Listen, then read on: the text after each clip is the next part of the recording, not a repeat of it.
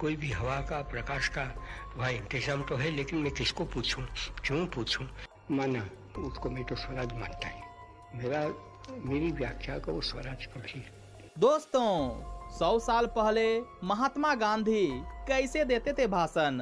उन्होंने अपने पहले भाषण में क्या कहा था? आइए आज के इस वीडियो में इसी रहस्य से पर्दा उठाते हैं। किसान बोते हैं तो किसानों को पूरा दाम न मिले या तो बहुत कम दाम मिले, तो ऐसा तो होना नहीं चाहिए। तो किसानों को ज्यादा दाम दें, वो तो मैं समझ सकूंगा। और वो किसानों को ज्यादा दाम देते हैं, इससे कोई दाम बढ़ता है, वो तो दूसरी बात हो गई। तो ये तो विशेष शुद्ध कोड़ी की बात हुई, सच्चा हिसाब करने की बात हुई। तो हिसाब सच्चा करें और हिसाब बता दें कि देखो इतना तो किसानों को मिला है और इसमें कोई दूसरा खा नहीं सकता है, सीधा किसानों की जेब में चला जाता है। यह कहानी है 4 फरवरी 1916 की। इसी दिन बनारस हिंदू विश्वविद्यालय का उद्घाटन हुआ था।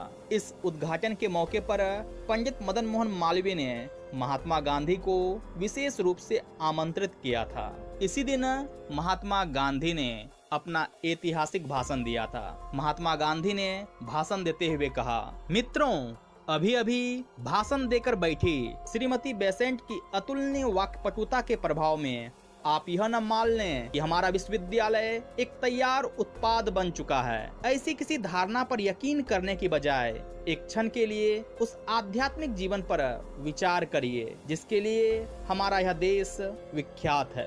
अपने भाषण में गांधी जी आगे कहते हैं, मैं कहना चाहता हूँ कि हमारे लिए गहरे अपमान और शर्म की बात है कि मैं आज शाम इस महान कॉलेज की छाया में, इस पवित्र शहर में अपने देशवासियों को एक ऐसी भाषा में संबोधित करने के लिए मजबूर हूँ जो मेरे लिए विदेशी है। महात्मा गांधी आगे इस भाषण में कहते हैं, हमारी भाषाएं हमारा ही प्रतिबिंब है और यदि आप मुझसे कहते हैं कि हमारी भाषाएं श्रेष्ठतम विचारों को व्यक्त करने के लिए उपयुक्त नहीं हैं, तो बेहतर होगा कि यह कहें कि जितनी जल्दी हमारा अस्तित्व समाप्त हो जाए हमारे लिए उतना ही अच्छा है। गांधी जी अपने भाषण में आगे कहते हैं, क्या कोई ऐसा आदमी है जो यह सपना देखता है कि एक दिन अंग्रेजी भारत की राष्ट्रभाषा बन सकती है? आखिर देश पर यह आपदा आई ही क्यों? जरा एक पल के लिए सोच कर देखिए, हमारे लड़कों को अंग्रेज लड़कों के साथ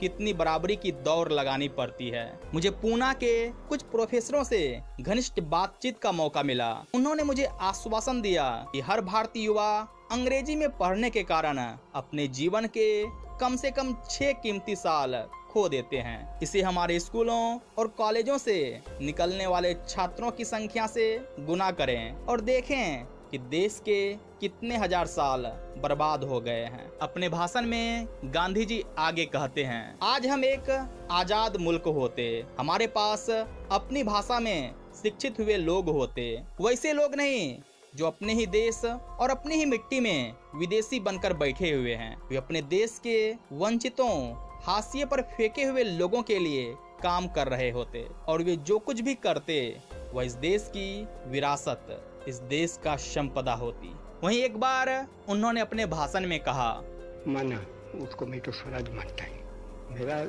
मेरी व्याख्या को वो स्वराज कभी हो नहीं सकता है। मेरी व्याख्या के स्वराज में तो हम एक दूसरे को भाई भाई समझकर बैठे।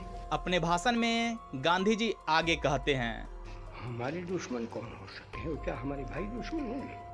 मुसलमान के दुश्मन हिंदू सिख और हिंदू और सिख के दुश्मन मुसलमान। वे आगे कहते हैं, या तो उन दोनों के सिख पीछे ख्रिस्ती या तो पारसी यहूदी, कोई भी हिंदुस्तान के वैसे कैसे दुश्मन हो सकते? हम तो दुनिया में किसी को दुश्मन बनाना नहीं चाहते, हम किसी के दुश्मन बनना नहीं चाहते। वो मेरे स्वराज की व्याख्या बन जाती है।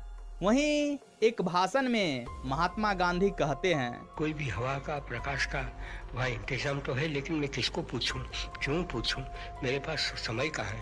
मैं तो वहाँ गया, एक जंगली प्राणी जाकर बैठ जाता है, पीछे उसको बोलना है। उन्होंने इस भाषण में आगे कहा, जिसको बोलता है उसको तो देखता भी नहीं है, वो तो बेचारे पड़े हैं दूर दूर। वो तो मेरा ख्याल है कि कुछ 80 माइल है, 80 माइल से अधिक है, कम तो नहीं है। वहाँ उनको बोलना था और अभी मुझको सुनाते हैं कि वो तो ऐसा इंतजाम किया कि जिस जगह पे हिंदुस्तानी लोग पड़े हैं, वहाँ सब इंतजाम कर लिया कि वो मेरी आवाज पहुंच जाए। दोस्तों, आज के इस वीडियो में बस इतना ही। अगर वीडियो पसंद आई हो तो लाइक, शेयर और सब्सक्राइब करते हुए कमेंट बॉक्स में अपना विचार रखेंगे।